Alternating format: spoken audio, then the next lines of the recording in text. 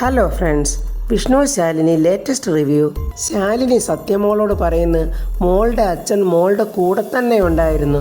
സ്നേഹപൂർവ്വം വാത്സല്യത്തോടെ കെട്ടിപ്പിണർന്ന് ഉമ്മ വെക്കാനും എല്ലാം മോളുടെ അച്ഛൻ കൂടെ തന്നെ ഉണ്ടായിരുന്നു എന്നിങ്ങനെ പറഞ്ഞപ്പോൾ സത്യയ്ക്ക് മനസ്സിലായി വിഷ്ണു ആണെന്ന്. അപ്പൊ സത്യ ചോദിക്കുന്നു, ബിഗ് ഫ്രണ്ട് അല്ല, മോളുടെ അച്ഛനാ അത്. സത്യമോള് സന്തോഷം കൊണ്ട് ശാലിനിയോട് ചോദിക്കുന്നു, അമ്മേ സത്യമാണോ? ശാലിനി സത്യമോടെ കയ്യെ തൊട്ട് സത്യം പറയുന്നു, സത്യമാണ് മോളെ, മോളുടെ അച്ഛനാണ് വിഷ്ണു. സത്യമോൾ അപ്പോൾ ഓർക്കുന്നു, വിഷ്ണു വീട്ടിൽ വന്നതും മോളേന്നും പറഞ്ഞ് കെട്ടിപ്പിടിച്ച് വിങ്ങിപ്പൊട്ടി കരഞ്ഞതും ഒരുപാട് ഉമ്മ കൊടുത്തതും ബുള്ളറ്റിൽ വെളിയിലൊക്കെ കറക്കാൻ കൊണ്ടുപോയതും എല്ലാം സത്യമോൾ ഇങ്ങനെ ഓർക്കുവാണ്. എന്റെ പൊന്നുമോളുടെ അച്ഛനാണ് പപ്പിമോളുടെ വിഷ്ണു അച്ഛൻ. അമ്മയെ ഞാൻ ഇത്രയും നാളും അച്ഛനെന്നും പറഞ്ഞ് കാണാൻ ആഗ്രഹിച്ചതും അച്ഛനെന്നും പറഞ്ഞ് വിളിച്ചു നടന്നതും എന്റെ ബിഗ് ഫ്രണ്ടിനെ തന്നെയായിരുന്നു. പിന്നെ എന്തിനാ അമ്മ ഈ സത്യം എന്നിൽ നിന്നും മറച്ചു വെച്ചത്? സത്യമോളുടെ ആ വാക്കുകൾ കേട്ട് ശാലിനിക്ക് ഒന്നും പറയാനാവാതെ ശാലിനി കരയുവാണ്. സന്തോഷം കൊണ്ട് ശാരദാമ്മ ഇങ്ങനെ നിൽക്കുവാണ്. ശാലിനി കരഞ്ഞുകൊണ്ട് സത്യമോളോട് പറയുന്നു, മോക്കറിയാമല്ലോ അമ്മയും സത്യാമ്മയും തമ്മിലുള്ള വഴക്കിന്റെ കാര്യമൊക്കെ. ആ ഒരു വഴക്ക് കാരണമാ മോളെ ഇതൊക്കെ ആരോടും പറയാതെ രഹസ്യമാക്കി വെച്ചിരുന്നത്. എന്നാലും അമ്മ എന്നോടെങ്കിലും പറയാമായിരുന്നില്ലേ? അമ്മ പറഞ്ഞില്ലേ മോളെ, അമ്മയ്ക്ക് കഴിഞ്ഞില്ല.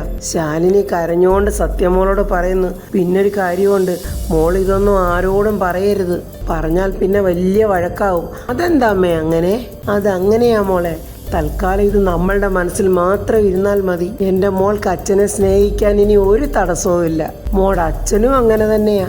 സന്തോഷമായില്ലേ മോക്ക്? താങ്ക്സ് അമ്മേ എന്നും പറഞ്ഞ സത്യമോള് ശാലിനിയെ കെട്ടിപ്പിടിച്ചങ്ങ് ഉമ്മ കൊടുക്കുക.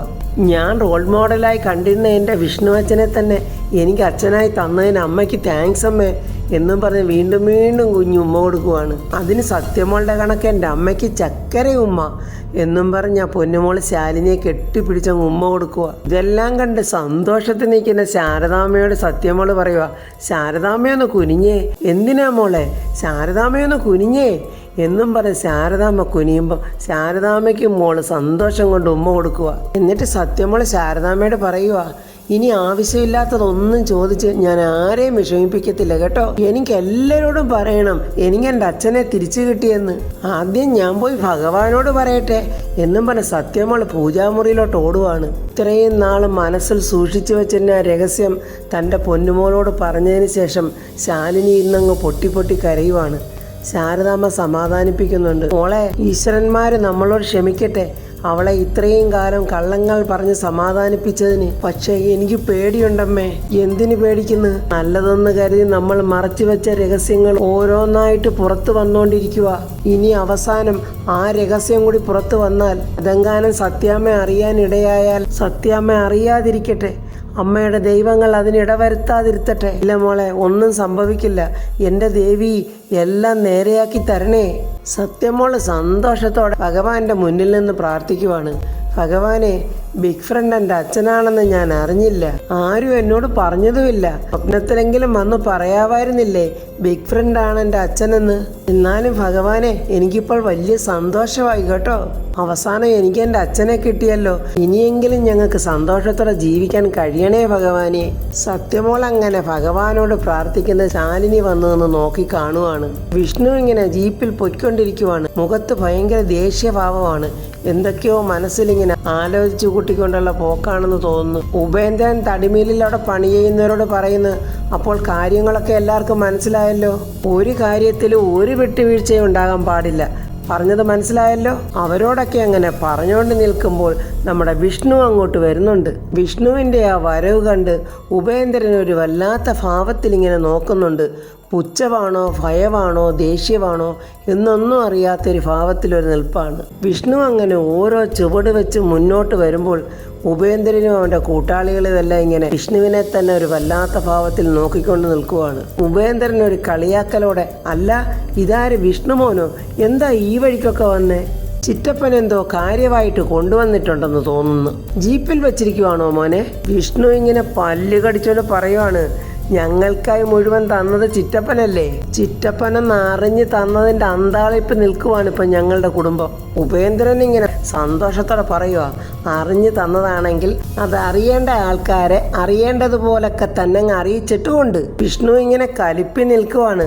ആ വിഷ്ണുവിനെ നോക്കിയിട്ട് പരിഹാസത്തോടെ ഉപേന്ദ്രൻ, എന്നെ കാണാൻ വേണ്ടി മോനെ അച്ഛൻ പറഞ്ഞു വിട്ടതാണോ അതോ അമ്മ പറഞ്ഞു വിട്ടതാണോ? വിഷ്ണു ഒട്ടും വിടുന്നില്ല. വിഷ്ണു അതേ പരിഹാസത്തെ തന്നെ. പറഞ്ഞു വിട്ടതിലല്ലല്ലോ കാര്യം, പറയാൻ വന്നതിലല്ലേ.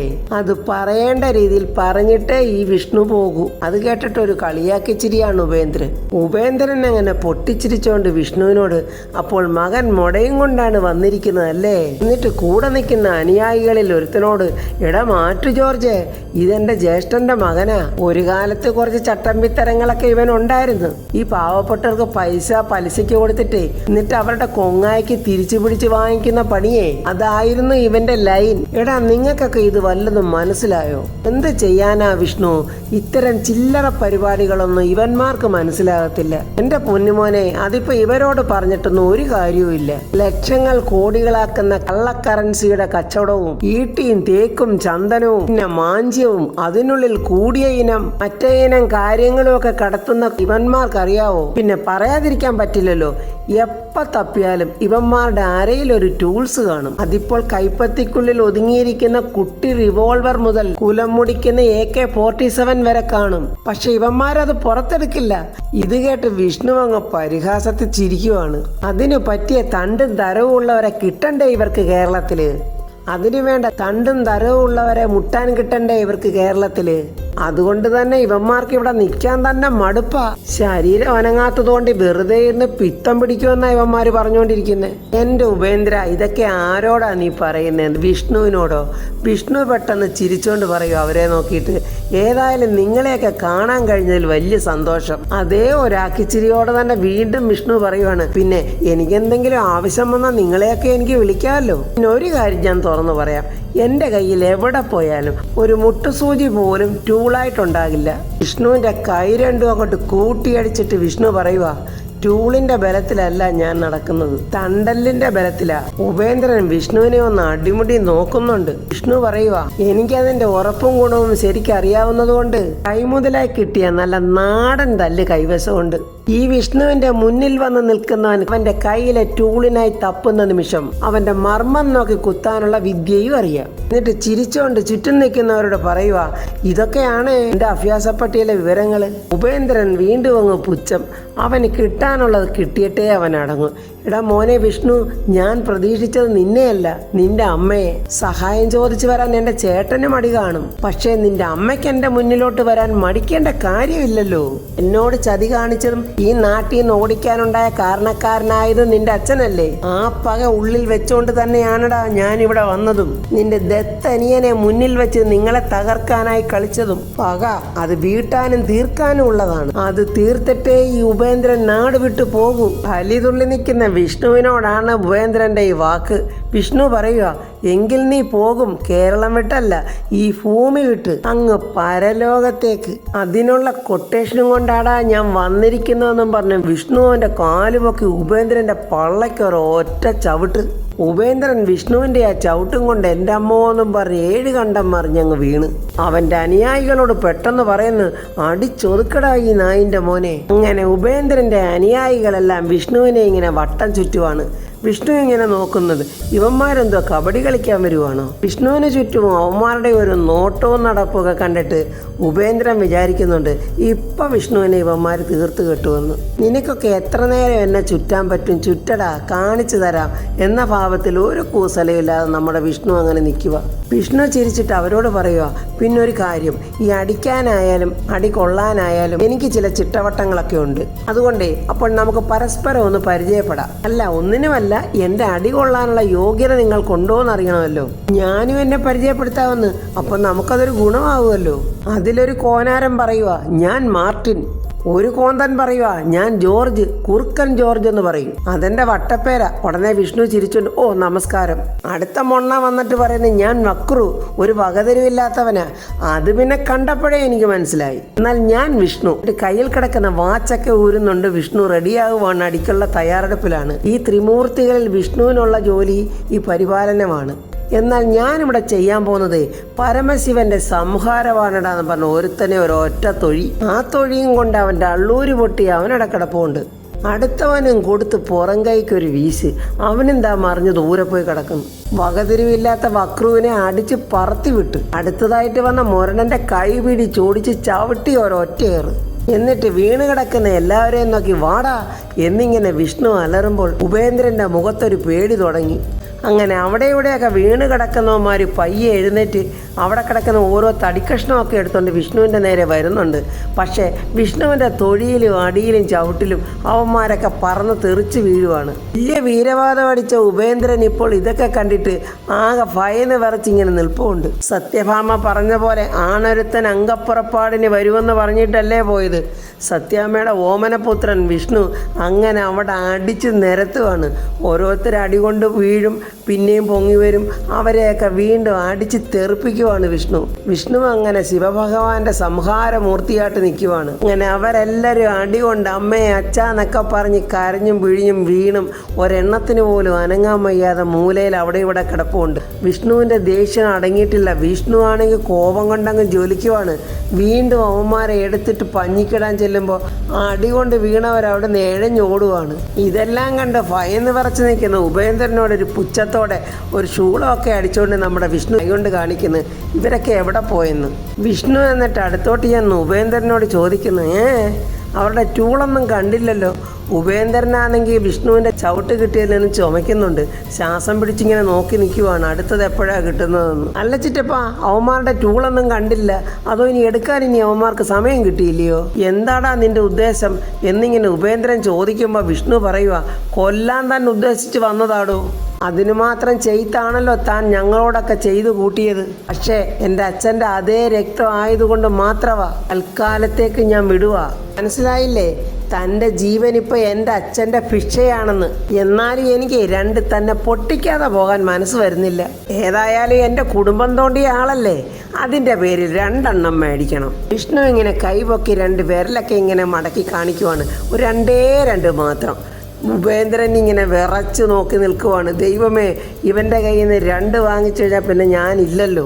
വിഷ്ണു ഇങ്ങനെ നോക്കി ചിരിച്ചിട്ട് ഉപേന്ദ്രൻ്റെ കരണ താഞ്ഞൊരടി. ആ അടിയും കൊണ്ട് ഉപേന്ദ്രൻ ആ തടിക്കൂട്ടത്തിലോട്ട് അങ്ങ് വീഴുവാണ്. അതിൻ്റെ കൂടെ ഒരൊറ്റ തൊഴിയും. പിന്നെ പറയാനുണ്ടോ, തടികളുടെ കൂട്ടത്തിൽ മറ്റൊരു തടിയെ പോലെ ഉപേന്ദ്രനും കിടക്കുവാണ്. അവിടെ കിടന്ന് ഉപേന്ദ്രൻ നിലവിളിക്കുക, അയ്യോ അയ്യോ എന്നും പറഞ്ഞ്. വിഷ്ണു അങ്ങോട്ട് ചെന്ന് കോളറെ പിടിച്ചൊരൊറ്റ പൊക്ക്, പാടാ ഇങ്ങോട്ട് എന്നും പറഞ്ഞ് ആ തടികളെല്ലാം അറക്കുന്ന ആ ടൂൾസിൻ്റെ അടുത്തോട്ട് കൊണ്ടുപോവാണ്. ഉപേന്ദ്രന് പേടിയായി. ദൈവമേ, ഇതിനകത്ത് കൊണ്ടുപോയി അവൻ എന്നെ അറുത്ത് മാറ്റുമോ? വിഷ്ണു ആണെങ്കിൽ അതിലെ ആ മിഷ്യൻ്റെ സ്വിച്ചൊക്കെ അങ്ങോട്ട് ഓൺ ചെയ്യുവാണ്. അതൊക്കെ കണ്ട് ഉപേന്ദ്രൻ പേടിച്ച് എന്താവുമെന്ന് പറയേണ്ട കാര്യമില്ലല്ലോ. ദൈവമേ, തടികളോടൊപ്പം എന്നെ അവൻ തടിയാക്കി അറുത്ത് മാറ്റാൻ പോവാണല്ലോ എന്നും പറഞ്ഞ് ഉപേന്ദ്രൻ ഓടാൻ നോക്കുവാണ്. വിഷ്ണു വിടുവോ? വിഷ്ണു വീണ്ടും പിടിച്ചവിടെ നിർത്തുവാണ്. ഇറക്കുന്ന ആ മിഷ്യൻ്റെ ബെൽറ്റ് ഇങ്ങനെ സ്പീഡ് ചുറ്റുന്നത് നോക്കിക്കൊണ്ട് ഉപേന്ദ്രൻ അങ്ങ് വിറയ്ക്കുക. എന്നിട്ട് രണ്ട് കൈയും എടുത്ത് തൊഴുതുകൊണ്ട് പറയുക, വിഷ്ണു ചതിക്കരുത്, എന്നെ ഒന്നും ചെയ്യരുത്, അവസാനിപ്പിക്കേണ്ടതാ നിന്നെ ഞാൻ. പക്ഷേ അത് ഞാൻ ചെയ്യുന്നില്ല. രക്തത്തോട് കാണിക്കുന്ന ദയാണെന്ന് വിചാരിച്ചാൽ മതി. ഇനി നിനക്കുള്ള ശിക്ഷയൊക്കെ അങ്ങ് സർക്കാർ തന്നോളും, ചങ്ങലയും വളയും ഒക്കെ ആയിട്ട്. തൽക്കാലം നീ അതുകൊണ്ടങ്ങ് തൃപ്തിപ്പെട്. എന്നിട്ട് വിഷ്ണു അവൻ്റെ കോളറെ പിടിച്ച് ചുറ്റിക്കൊണ്ട് പറയുക, എടാ, ഇനി മേലാൽ നിന്റെ ഈ ദുഷിച്ച നാവ് കൊണ്ട് എൻ്റെ അമ്മയുടെ പേര് പോലും ഉച്ചരിക്കരുത്.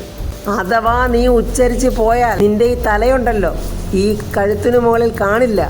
പറഞ്ഞത് കേട്ടോടാ എന്നും പറഞ്ഞൊരു തള്ളിയിട്ട് വിഷ്ണു അവിടെ നിന്ന് അങ്ങ് പോവുകയാണ്. വിഷ്ണു അങ്ങനെ പോകുന്നതെന്ന് നോക്കി ഉപേന്ദ്രൻ ഇങ്ങനെ വിറച്ചോണ്ട് നോക്കി നിൽക്കുന്നുണ്ട്. അവനിനി അടുത്ത എന്ത് പരിപാടി ചെയ്യുമോ അതോ ഇതുകൊണ്ട് തന്നെ അവൻ ഒതുങ്ങിപ്പോവോ എന്നൊന്നും അറിയില്ല. ശ്യാമയാണെങ്കിൽ കരഞ്ഞുകൊണ്ട് നിൽക്കുവാണ്. ഒരു ക്ഷേത്രത്തിൻ്റെ മുന്നിലാണ് നിൽക്കുന്നത്. ഭഗവാനെ, ഒരു വലിയ സങ്കടവും കൊണ്ടാണ് ഞാൻ അങ്ങയുടെ മുന്നിൽ നിൽക്കുന്നത്. ഇന്ന് ഞാൻ കേൾക്കാൻ പാടില്ലാത്ത പലതും കേട്ടു. സ്വന്തം ചേട്ടനെ പോലെ കരുതിയ എൻ്റെ കുഞ്ഞേച്ചിയുടെ എല്ലാമായ വിഷ്ണുവേട്ടനെ ചേർത്ത് എന്നെ പറഞ്ഞത് എനിക്ക് സഹിക്കാവുന്നതിലും അപ്പുറമാണ്. ഭർത്താവില്ല, കുഞ്ഞില്ല, എല്ലാം നഷ്ടപ്പെട്ട എനിക്ക് എന്തിനാ ഭഗവാനെ ഈ ജീവിതം? എനിക്ക് ഈ ജീവിതം വേണ്ട. അതിനുവേണ്ടിയാണ് ഞാൻ ഭഗവാന്റെ മുന്നിൽ വന്ന് അനുവാദം ചോദിക്കുന്നത്. ഞാനിപ്പോൾ തീർത്തും സ്വതന്ത്രയാണ്. എന്നിൽ അവകാശം പറഞ്ഞു വരാൻ ആരുമില്ല. ഭർത്താവും മക്കളും ഇല്ലാത്തവൾക്ക് ആരവകാശം പറഞ്ഞു വരാനാ? എൻ്റെ കൂടെ ജീവിക്കാൻ താല്പര്യമില്ലെന്ന് എൻ്റെ ഭർത്താവ് വരെ പറഞ്ഞ സ്ഥിതിക്ക് പിന്നെ എന്തിനാ എനിക്ക് ഇങ്ങനൊരു ജീവിതം? ഞാൻ അവസാനിപ്പിക്കുകയാണ്. ഈ ദൈവസന്നിധിയിൽ തന്നെ ഞാൻ എൻ്റെ ജീവൻ സമർപ്പിക്കുകയാണ്. അങ്ങനെയെങ്കിലും ചെയ്തു പോയ പാപഭാരങ്ങളെല്ലാം അവസാനിക്കട്ടെ എന്നും പറഞ്ഞ് ശ്യാമ അവിടെ നിന്ന് ഭഗവാന്റെ മുന്നിൽ കരഞ്ഞു പറഞ്ഞുകൊണ്ടിരിക്കുകയാണ്. ശാലിനിയാണെങ്കിൽ പപ്പിമോളെയും കൊണ്ട് സത്യാമ്മയുടെ വീട്ടിൽ വന്നിരിക്കുകയാണ്. കാറ് വന്ന് നിൽക്കുന്നതും ശാലിനി ഇറങ്ങുന്നതുമെല്ലാം മുകളിൽ നിന്ന് സത്യാമ്മ കാണുന്നുണ്ട്. ഹാളിലിരിക്കുന്ന രാഘവേട്ടൻ്റെ അടുത്തോട്ട് പപ്പിമോള് അച്ചച്ചാന്നും പറഞ്ഞ് ഓടിച്ചെന്ന് ഉമ്മ കൊടുക്കുന്നുണ്ട്. അച്ചച്ചൻ്റെ മുത്ത് എത്തിയോ? ആ എത്തി അച്ചച്ച. ദേ എൻ്റെ കൂടെ വന്നിരിക്കുന്ന ആരാന്നൊന്ന് നോക്കിക്കേ. ശാലിനിയെ കാണുമ്പോൾ രാഘവേട്ടൻ അങ്ങ് വലിയ സന്തോഷമായി. അകത്തോട്ട് കയറി വരാൻ മടിച്ചു നിൽക്കുന്ന ശാലിനിയോട് രാഘവേട്ടൻ ഇങ്ങോട്ട് കയറി വാ മോളെ. എടി അച്ഛനല്ലേ വിളിക്കുന്നത്, ഇങ്ങോട്ട് കയറി വാ. ശാലിനി അകത്തോട്ട് കയറി വരുന്നത് കണ്ട് പിള്ളയ്ക്കും പൊന്നിക്കും ഭയങ്കര സന്തോഷമാകുന്നുണ്ട്. രാഘവേട്ടൻ ശാലിനിയോട് പറയുക, ഞാൻ മോളെ ഒന്ന് കാണണമെന്ന് ആഗ്രഹിച്ചിരിക്കുമായിരുന്നു. അക്കാര്യം ഞാൻ പിള്ളയോട് പറയുകയും ചെയ്തു. പിള്ളച്ചേട്ടൻ വന്ന കാര്യങ്ങളൊക്കെ പറഞ്ഞിരുന്നച്ചാ. ഇനി മോളിരിക്ക്. ശാലിനി ചുറ്റും നോക്കുന്നുണ്ട്. സത്യഭാമ അവിടെങ്ങാണോ ഉണ്ടോ? ഇരുന്ന് കഴിഞ്ഞാൽ എഴുന്നേക്കടിയെന്നും പറഞ്ഞ് ചാടി വരുമോ? അങ്ങനെ രാഘവേട്ടൻ്റെ വാക്കിൻ്റെ പുറത്ത് ശാലിനി ആ ചെയറിലിരിക്കുന്നുണ്ട്. അപ്പോൾ ഫ്രണ്ട്സ്, സത്യാമ്മ ഇനി അങ്ങോട്ട് വന്ന് എന്ത് പറയും ശാലിനിയെ? ശാലിനി അത് കേട്ട് ഇറങ്ങിപ്പോകുമോ, അതോ ശാലിനി അവർക്ക് വേണ്ട എല്ലാ സഹായങ്ങളും ചെയ്തു കൊടുക്കുമോ എന്നുള്ളത് അടുത്ത വീഡിയോയിൽ പറയാം. എൻ്റെ ഈ വീഡിയോ ഇഷ്ടപ്പെട്ടാൽ ലൈക്കും കമൻസും, സബ്സ്ക്രൈബ് ചെയ്യാത്തവർ സബ്സ്ക്രൈബ് ചെയ്യണേ.